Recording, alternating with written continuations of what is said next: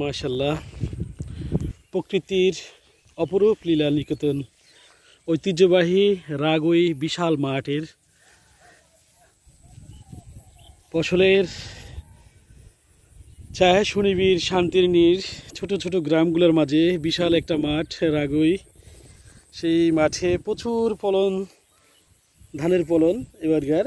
মাশাআল্লাহ, অনেক বড় বড় ছড়া, অনেক সৌন্দর্য, আল্লাহর নেয়ামত। আল্লাহর কাছে লাখো শুকরিয়া যেন এই মানুষগুলো যারা এত কষ্ট করে ধানগুলো উৎপাদন করেছে, বিভিন্ন ফসলাদি আগাছা দমন করে, তারা যেন তাদের মনের খুশিটা পূর্ণ করতে পারে, এই ধানের ফলনগুলো বাড়িতে তুলতে পারে।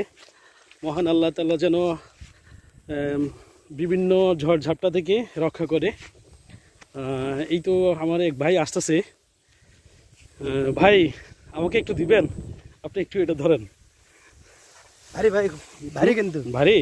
আপনার দেশের বাড়ি কোথায়? বগুড়া। বগুড়া। কেমন আছেন? আলহামদুলিল্লাহ। উনি বগুড়া থেকে এখানে কাজ করতে আসছে। ঠিক আছে, নেই আমার কাছে একটু দেন, সমস্যা নাই, আমি পারবো। একটু আপনি একটু ধরেন।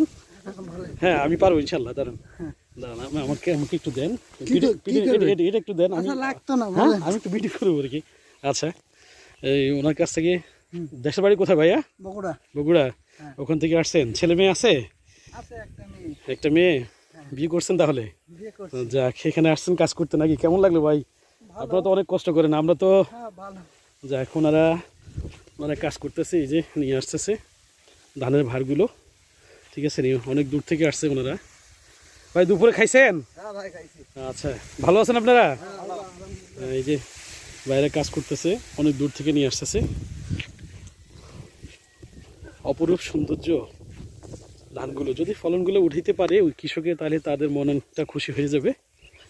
এই রাগই কৃষি ফসল মাঠ, যেটা অনেক আগে থেকেই এই মাঠের এই আপনার দেখা যাচ্ছে যে এই মাঠের বিশাল একটা মাঠ। এইখান থেকে দেখা যাচ্ছে যে একদম আগেই দেখা যাচ্ছে ওই যে আলীগঞ্জ আছে, আলীগঞ্জের টাওয়ার, ওটা দেখা যেত। এখন কিন্তু দেখা যাচ্ছে যে খালপাড়ে অনেকগুলো বসত বাড়ি হয়ে গেছে এখানে, তার কারণে দেখা যাচ্ছে যে এখন ওই টাওয়ারটা এখনও দেখা যায়, যেটা ওই খালপাড়ে গেলে বোঝা যাচ্ছে। এখানে অনেক মানুষ বসবাস করে খালপাড়ে।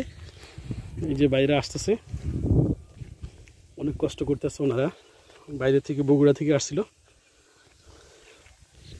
আসসালামু আলাইকুম ভাই, ভালো আছেন? ভাই ভালো। দুপুরে খাওয়া দাওয়া করছেন? কোন জায়গা থেকে আসছেন আপনারা? বগুড়া থেকে? বগুড়া। আচ্ছা, যাক, ওনারা বগুড়া থেকে আসছে। যাক,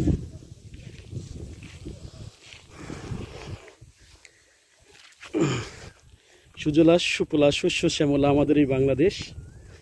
তার মধ্যে হচ্ছে রাগই একটা বিল, যেটা বিশাল বড়। এই বিলে প্রচুর ধান হয়েছে এবার বন্যার হওয়াতে ফসলের মাঠগুলো, এবং কি আমার মনে হয় প্রতি শতাংশে 1 মণের উপরে হবে ধান। এত ধান জন্মেছে, আর ধানের ছড়াগুলো অনেক বড় বড়, অনেক বড় বড়। কৃষকের মুখে হাসি ফোটানো, তারা যদি বিভিন্ন ঝড়ঝাপটা থেকে মানে বাঁচতে পারে, আশা করি ওদের মুখে হাসি ফুটবে। কারণ হচ্ছে যে বৃষ্টি হয়ে গেলে একটা বোঝা 4টা বোঝাও পরিণত হয়, এবং কি খড়গুলো নষ্ট হয়ে যায়। এতে গরুর খাদ্যর সংকট দেখা দেয়, এবং কি খড়ের দাম অনেক বেশি হয়ে যায়। ঠিক আছে নি? তো এখানে একটা জমি কাটছে, ধান কাটছে ওনারা, দেখা যাচ্ছে যে অলরেডি শুরু করে দিয়েছে বোঝা বাঁধার এই অবস্থা আর কি।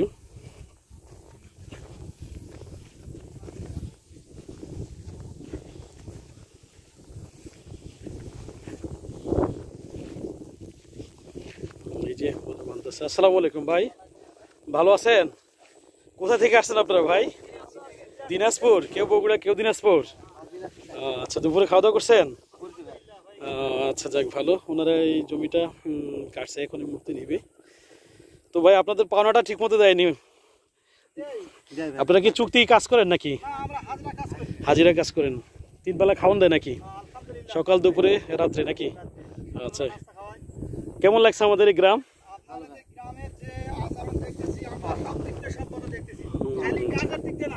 আচ্ছা,